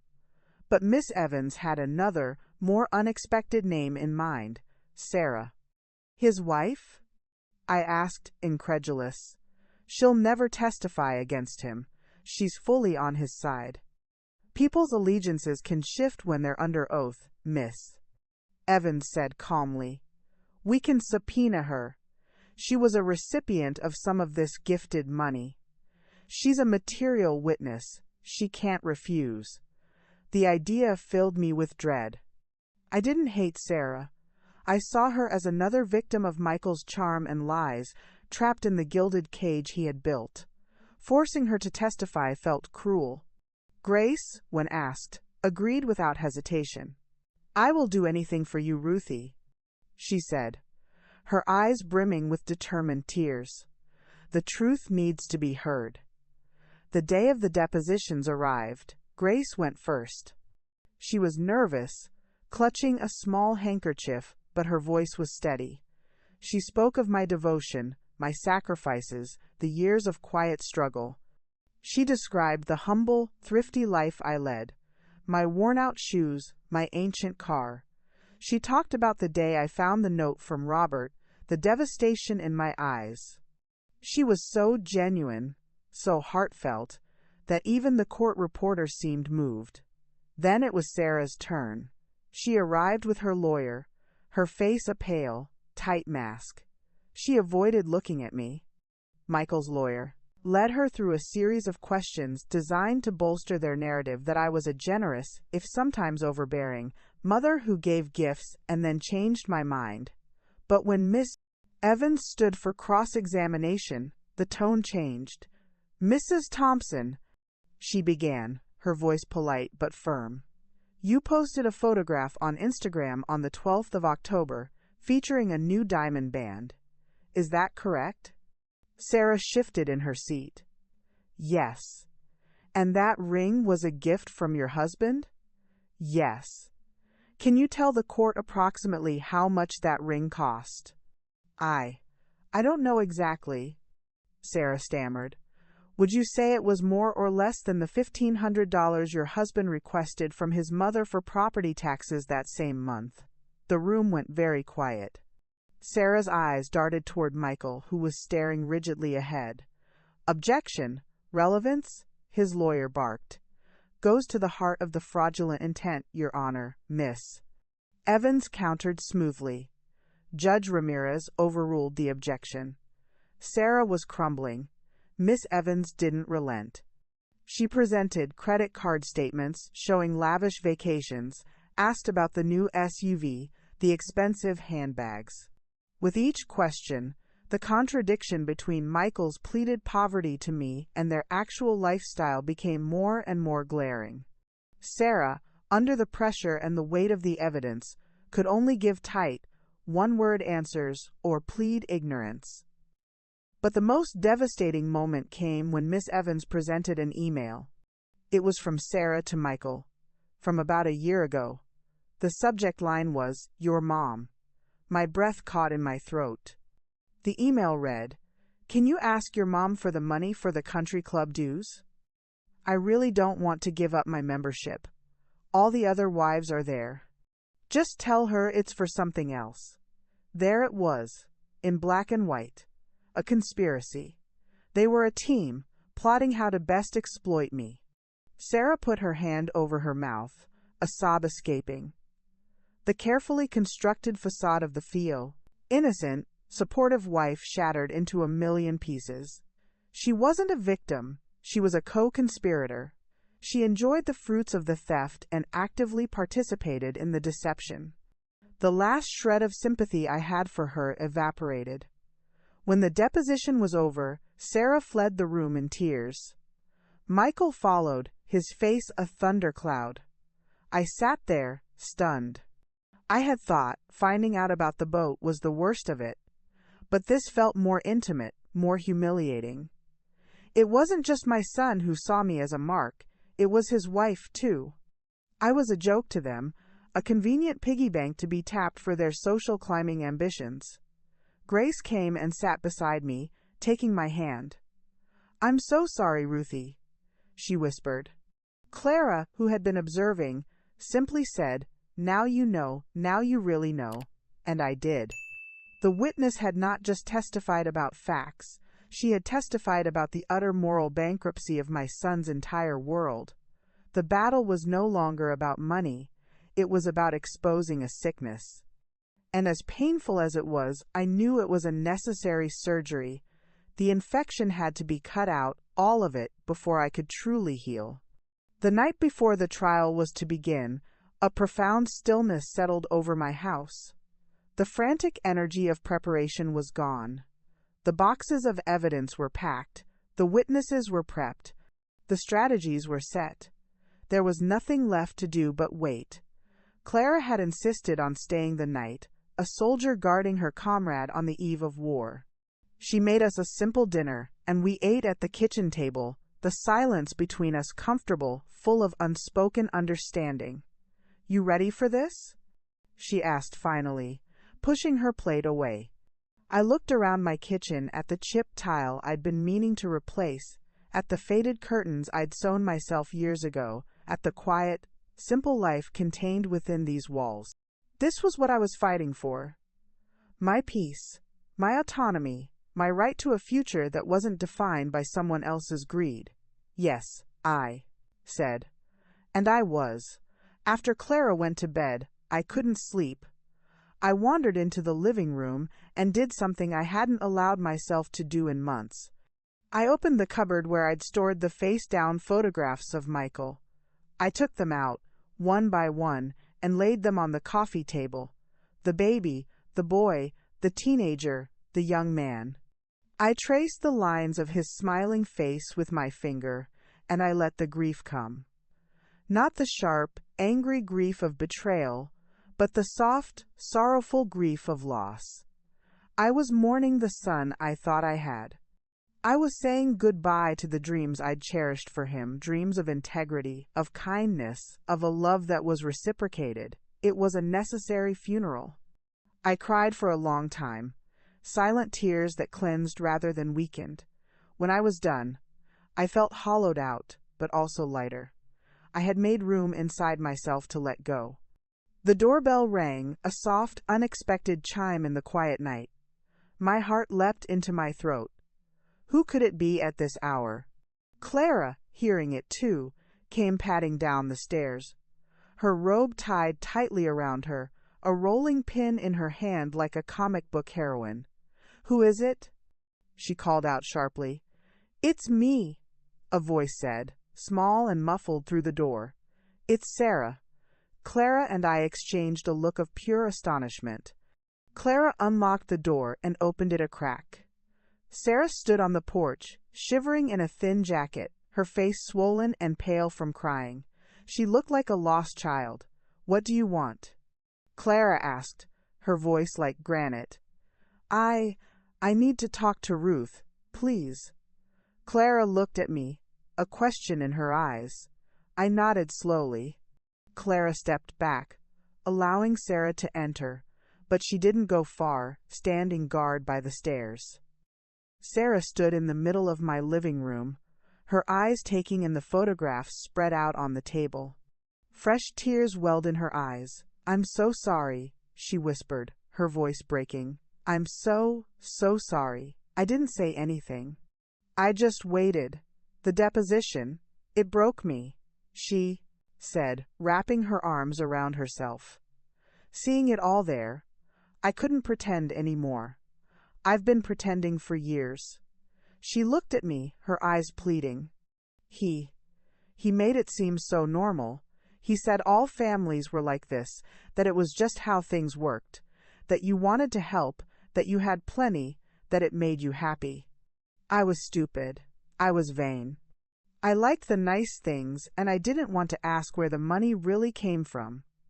She told me about the pressure Michael was under, a pressure he put on himself to appear more successful than he was.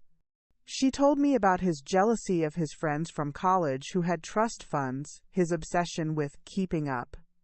The secret inheritance from Robert had been the seed, she said. It had given him a taste of unearned wealth, and he spent the rest of his life trying to replicate that feeling by any means necessary. "He's not a monster, Ruth," she sobbed. "He's just empty.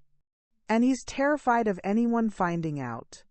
Her words didn't excuse anything, but they provided a context that was somehow sadder than the villainous narrative I had constructed. He wasn't a master criminal. He was a pathetic, hollow man, desperately trying to fill a void with things, using my money as his shovel. "I'm leaving him," she said finally, wiping her eyes with the back of her hand. "After the trial, no matter what happens, I'm gone. I can't live in that lie anymore." She looked at the photos on the table. "I'm sorry I helped him steal from you. I'm sorry I didn't see you for who you are." She turned and left as quietly as she had come, leaving behind the chill of the night and the echo of her confession. Clara locked the door and came to stand beside me. "Well," she said, exhaling sharply, "I did not see that coming." I looked at the photos of my son one last time. The little boy was gone. The man was a stranger, lost in his own making. Sarah's visit hadn't changed my resolve for the trial. If anything, it had strengthened it. The court couldn't fix his emptiness. It couldn't heal his soul. But it could hold him accountable. It could draw a bright, legal line that said, "This stops here. My love couldn't save him." But perhaps the law could force him to finally, for the first time in his life, face himself. I picked up the photographs, stacked them neatly, and put them back in the cupboard. Face down. It was time to close the album on the past. Tomorrow, I would walk into that courtroom not as a victim, not as a vengeful mother, but as a woman demanding justice. The eve of battle was over. Dawn was coming. The courtroom was a theater of quiet tension. The air was cool, smelling of lemon-scented polish and old wood. Judge Ramirez sat elevated and impassive, a queen in her domain. The jury, a group of ordinary people plucked from their lives to sit in judgment on mine, looked on with sober attention. The trial itself was an anticlimax after the emotional turmoil of the past months. It was a dry, methodical presentation of facts.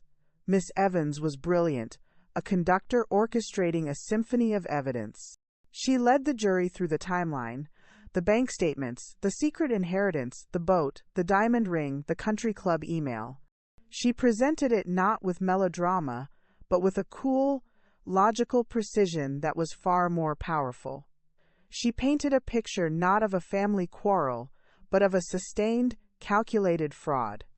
Michael's lawyer fought back with the only tools he had: character assassination. He tried to paint me as a bitter, controlling woman. But his arguments seemed flimsy and desperate against the mountain of documentary evidence.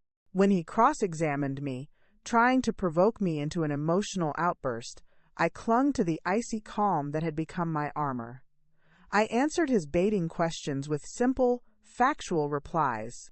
I could see the jury's skepticism towards him growing.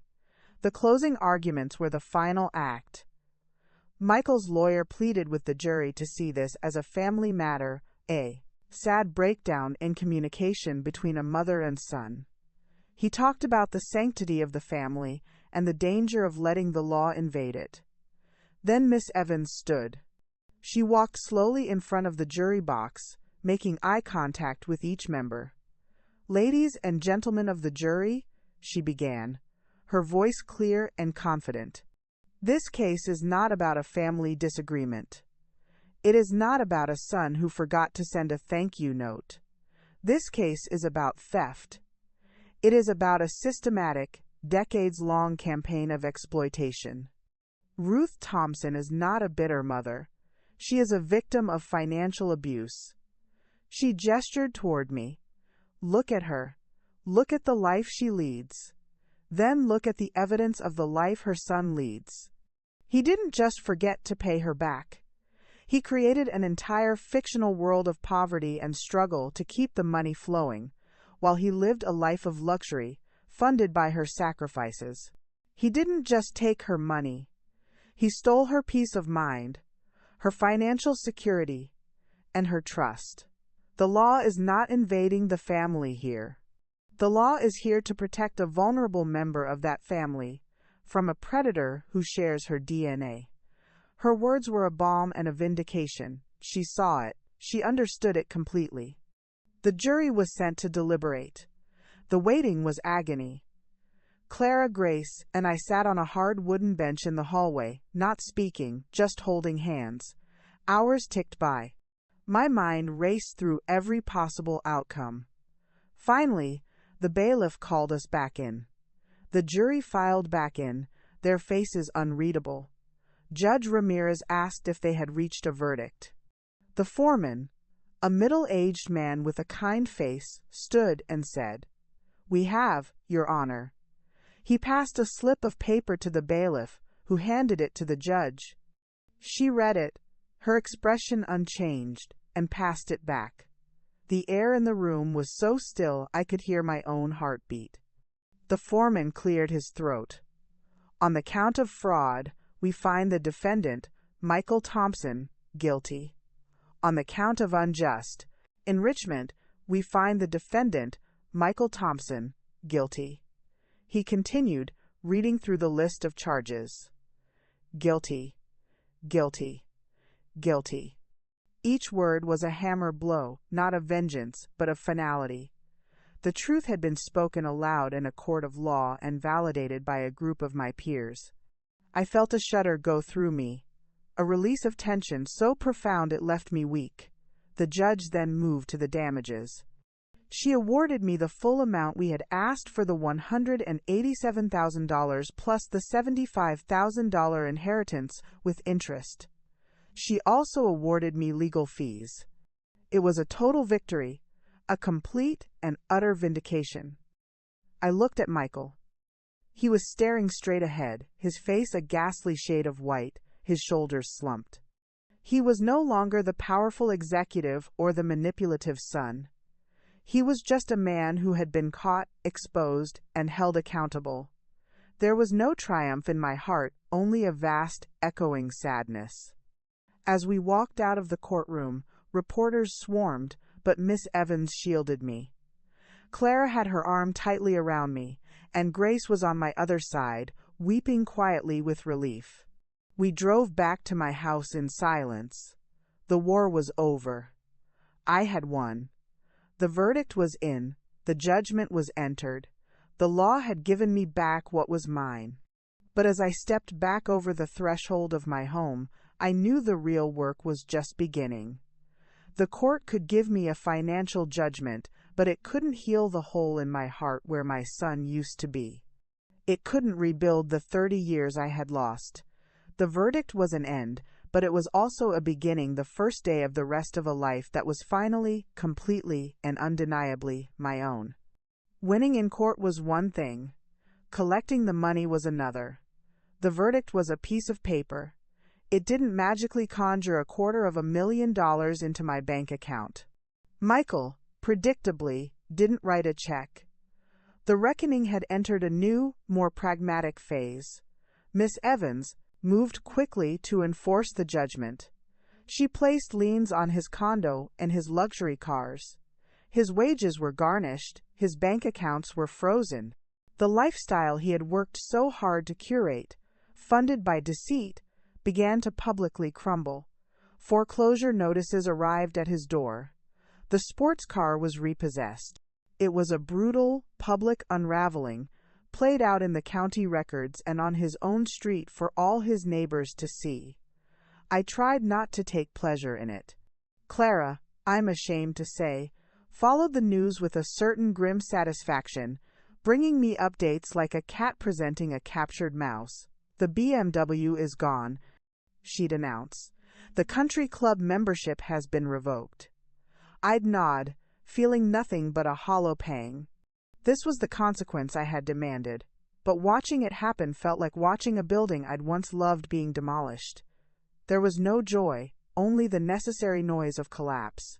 Then, the letter came. It was from Michael, but this one was different. It wasn't manipulative or angry. It was stark, stripped bare of all pretense. Mom, I have lost everything. The condo is being foreclosed. Sarah left me. My job, let's just say a senior vice president with a fraud conviction, isn't good for the company image. I am living in a rented room, driving a 20-year-old Honda. You won. I get it now.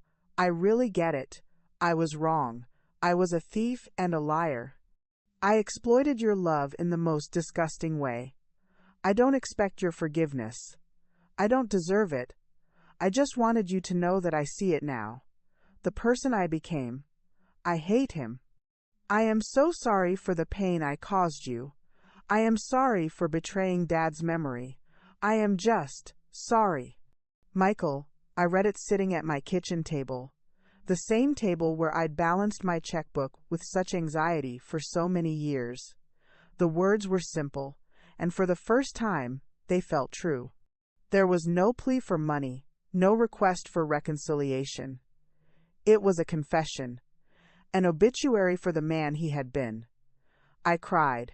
Then, deep, wrenching sobs that came from a place I thought had frozen solid. They were not tears of forgiveness, not yet. They were tears of grief for the son who had to lose everything: his wife, his home, his status, his pride before he could finally see the truth. They were tears of relief that the person I had raised, buried deep under decades of avarice, might still be in there somewhere, capable of remorse. I didn't write back. I didn't call him. What was there to say? I told you so. I'm glad you see it now. Any response felt inadequate.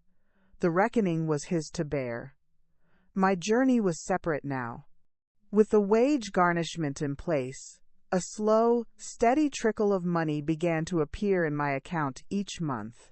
It wasn't enough to make me rich, but it was enough to change my life. I paid off the second mortgage. I invested the rest, creating a retirement fund that offered real security for the first time in my life. The constant, low-grade fear that had been my companion for 30 years finally, blessedly, fell silent. One afternoon, I was in my painting class, working on a landscape. I was mixing a color, a particular shade of sky blue, and I realized I was thinking of nothing but the color, Not about Michael, not about the lawsuit, not about money, just the blue. The simple, profound joy of creation. In that moment, I understood that the real reckoning hadn't been in the courtroom or in Michael's financial collapse. The real reckoning was happening inside me.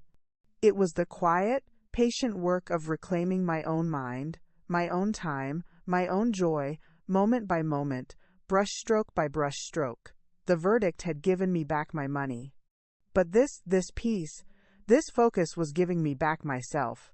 With the legal and emotional storms receding, my life began to settle into a new rhythm, one of my own making. It was a quieter rhythm, but it was authentic. The first thing I did was retire from the law firm.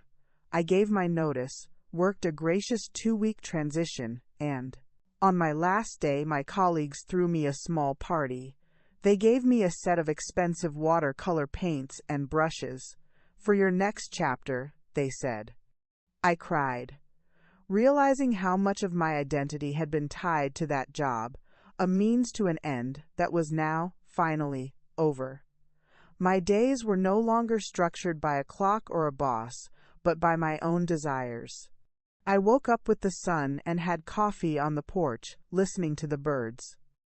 I spent hours in my painting class, no longer a novice, but developing a real, if amateur, skill. I gardened, not because I had to, but because I loved the feel of the earth in my hands.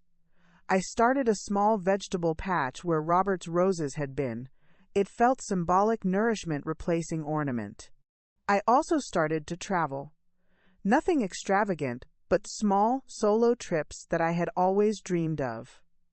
I drove to the coast and spent a week in a small inn, painting the sea. I visited museums I'd only ever read about. I ate in restaurants alone, a concept that had once terrified me, and found I enjoyed my own company. I was rediscovering the woman I was before I was a wife, before I was a mother. She was still there, a little weathered, but curious and strong. Grace and Claire were my constant companions, but the dynamic had shifted. I was no longer the project they had to fix or protect. I was their sister again, an equal. We took a trip together to a quiet lake cabin, and for 3 days, we laughed, we talked about books, we went for long walks. We didn't talk about Michael once. It was a healing balm for all of us. The money from the judgment continued to arrive each month, a steady, quiet reminder of the battle I had won. I used some of it to finally renovate my kitchen. I chose everything myself, the countertops, the cabinets, the paint color. It was no longer just Robert's house or Michael's childhood home. It was my house. Every choice was a declaration of independence. One afternoon, I was hanging a new painting I had finished, a vibrant, abstract piece, full of bold color and movement, when the doorbell rang. It was a process server. My heart stuttered for a moment, a conditioned response to bad news. But he handed me a single envelope. It was from Michael's lawyer. With trembling hands, I opened it. It wasn't a new lawsuit. It was a formal notice. Michael had declared bankruptcy. The judgment, aside from the wage garnishment, which would continue, was now largely unenforceable. The remaining debt was wiped away. I sat down, the paper in my lap. I thought I would feel anger, a sense of injustice. But I didn't. I felt nothing. The number, the debt, it was all just a symbol. The real account had been settled in that courtroom and in the letter he had sent. The money had never been the point. The point had been to stop the bleeding, to draw a line, to reclaim my power. And I had done that. The bankruptcy was just a final piece of administrative paperwork, closing a file on a life I no longer lived. That evening, I lit a fire in the fireplace, a luxury I rarely allowed myself before, and I looked around my home. It was warm, it was safe, it was paid for. It was filled with my art, my books, the scents from my kitchen. The foundation of this life was no longer sacrifice or fear or a desperate hope for someone else's love. The new foundation was built on resilience, on truth, and on the quiet, unshakable knowledge that I was enough. All by myself, I was enough. The past was a country I had left behind, and I had no desire to ever return. Nearly 2 years had passed since the trial. The sharp edges of the pain had softened, sanded down by time and the gentle rhythm of my new life. Michael was a ghost in my periphery. The monthly garnishment check was the only regular reminder, and even that had become a neutral fact of my finances, like a utility bill. I heard through the grapevine, via a chatty former neighbor, that he had moved to another state, taken a modest job, and was trying to start over. I felt a distant hope for him, the way one might hope for a stranger's recovery. My life was full. I had a circle of friends from my painting class and my book club. I had my sisters. I had my garden and my travels. I had peace. Then the invitation came. It was an email, its arrival in my inbox a jolt from a forgotten world. The sender was Sarah. Dear Ruth, I hope this email finds you well and that it is not an intrusion. I am getting married next month. His name is David, and he's a teacher. He's kind, and he knows my whole story. We're having a very small, simple ceremony at the city gardens. I know this is a great deal to ask, and I will completely understand if you cannot or do not wish to come, but I would be honored if you were there. You were a mother to me for a time, and in the end, your courage helped give me the strength to find a better path. I will always be grateful for that. With love and hope, Sarah. I read it 3 times, my emotions a tangled knot. Sarah, the co-conspirator. The woman whose deposition had broken her, and in doing so, had helped break the case open. She was reaching out from the ashes of the life she'd shared with Michael, offering an olive branch. I called Clara first. Her response was immediate. Absolutely not. She was part of it, Ruth. She doesn't get to absolve herself by inviting you to her wedding. It's a manipulation. I called Grace. Her response was more measured. Oh my, that is a complicated gift. What does your heart tell you, Ruthie? Can you see her without all the pain coming back? I didn't know. I sat with the question for days. I looked at the invitation not as a summons, but as a choice. Going wouldn't mean I condoned her past actions. Not going wouldn't mean I was still angry. It was simply a decision about what I wanted for my present, for my peace. I thought about what she said. Your courage helped give me the strength to find a better path. It was true. My lawsuit, my refusal to be a victim, had created a shockwave that had shattered her world too. And from those shards, she was building something new and honest. In a strange way, we were survivors of the same shipwreck. I decided to go. Not for her, entirely, but for me. To prove to myself that I could face that part of my past without fear or anger. To show myself that I had truly moved on. The wedding was indeed small and simple. It was in a public garden, under an arch of wildflowers. Sarah looked happy, genuinely happy in a way I had never seen with Michael. Her new husband, David, had a calm, steady presence. When Sarah saw me, she froze for a moment, then walked over, her eyes brimming with tears. You came, she whispered, and hugged me tightly. I hugged her back, feeling the ghost of our old relationship, but also the solid reality of our new, separate lives. I'm happy for you, Sarah, I said, and I meant it. I didn't stay for the reception. I had made my point, to her and to myself. As I walked back to my car, the afternoon sun warm on my face, I felt a sense of closure so complete it was almost dizzying. The last loose thread of the old tragedy had been tied off. Sarah had found her redemption. Michael was, I hoped, finding his. And I had long since found mine. The invitation hadn't been about revisiting the past. It had been about witnessing its final transformation into something that could no longer hurt me. I drove home, the radio playing a soft jazz station, and I felt a lightness of spirit that was entirely new. The story was over. The book was closed, and I was free to write whatever I wanted on the next blank page. On a bright, crisp autumn morning, I found myself standing before a group of 20 or so women at the local community center. They were of all ages, but their eyes held a familiar look, a mixture of weariness, hope, and a flicker of defiance. I was there as a guest speaker for a support group for women experiencing financial exploitation, particularly from family members. Miss Evans, my lawyer, now a friend, had recommended me. A year ago, even 6 months ago, I would have refused. My story was too private, too painful. But something had shifted in me. The peace I had found felt too valuable to keep to myself. If my pain could be a roadmap for someone else, then it would give the whole terrible journey a purpose.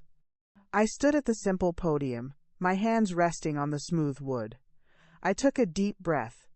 "My name is Ruth," I began, my voice a little shaky at first, then growing stronger. "And for 30 years, I believed that a mother's love meant giving everything you have until there's nothing left of you." I told them my story. I didn't dress it up or make myself a hero. I told them about the little boy I adored, the husband I lost, the sacrifices that felt like love. I told them about the first crack the promotion photo and the slow, chilling realization that I was being played. I spoke of the secret inheritance, the boat, the damning evidence, the brutal trial. I told them about the verdict, the reckoning, and the long, quiet journey back to myself. I saw my own reflection in their faces, the shock, the dawning recognition, the tears. When I finished, there was a moment of profound silence, and then applause. But it wasn't applause for a performance, it was a sound of solidarity, of shared understanding. Afterward, they crowded around me, a young woman whose brother was draining their parents' savings, an elderly lady whose grandson had taken over her finances and was slowly isolating her, a mother my own age, weeping, who saw her story in mine. I listened to them, I hugged them, I gave them Miss Evans's card. I told them what Clara had told me: "You are stronger than you think, and you deserve respect." That day, my legacy changed. It was no longer the son I had raised or the money I had lost. My legacy became my story of survival. It was the strength I found in the rubble. It was the message that it is never too late to say no, to draw a boundary, to fight for your own life. I started volunteering with the group regularly. I wasn't a counselor, but I was a living testament that there was life on the other side of betrayal.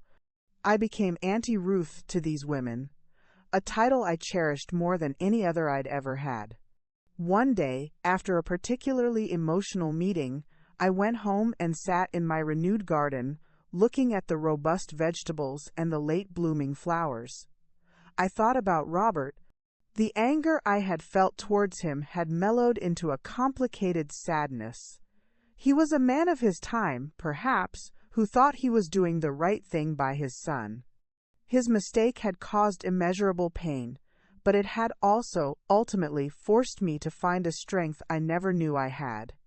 In a twisted way, his lack of faith had led me to a place of profound self-faith. My legacy wasn't bitterness, it was resilience. It was the garden I had planted, the paintings I had created, the women I had hopefully helped to empower. It was a life lived on my own terms, with warmth and love, but also with firm, unshakable boundaries. The money from the lawsuit had given me security, but this sense of purpose, of using my pain for good, that was the real inheritance I was building. It was a legacy that no one could ever take away. The years have a way of softening the landscape of memory. The sharp peaks of pain and the deep valleys of despair gradually erode, leaving behind rolling hills of understanding. I sit here now on my porch, a blanket over my knees, a cup of tea steaming beside me.